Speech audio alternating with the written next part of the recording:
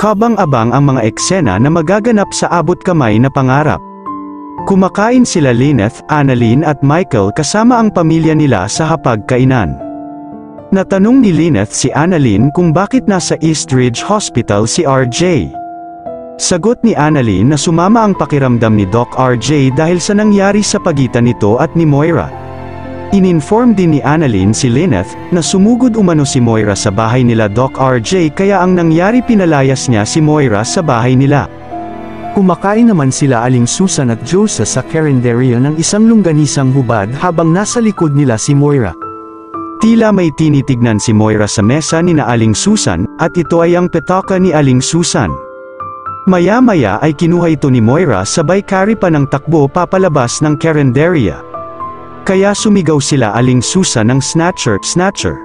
Tinawagan naman ni RJ si Zoe at tinatanong kung nasaan ito. Tugon ni Zoe ay hinahanap nito ang Mami Moira niya dahil nawawala ito. Sagot ni RJ hayaan na ni Zoe ang mami niya at kaya na nito ang sarili niya. Patuloy na tumatakbo si Moira sa kalsada, nang bigla itong nahulog sa isang butas sa kalsada. Agad na humingi siya ng tulong sa taong bayan ngunit walang tumutulong sa kanya. Sigaw ni Aling Susan kay Moira, na isang snatcher ito at huwag tulungan, ngunit tinanggi ni Moira ang paratang nito. Sino kaya ang tutulong kay Moira? Abangan ang mga susunod na kaganapan sa abot kamay na pangarap. Kung nagustuhan niyo po ang aking munting video, please like, comment and subscribe. Thank you for watching Nastly.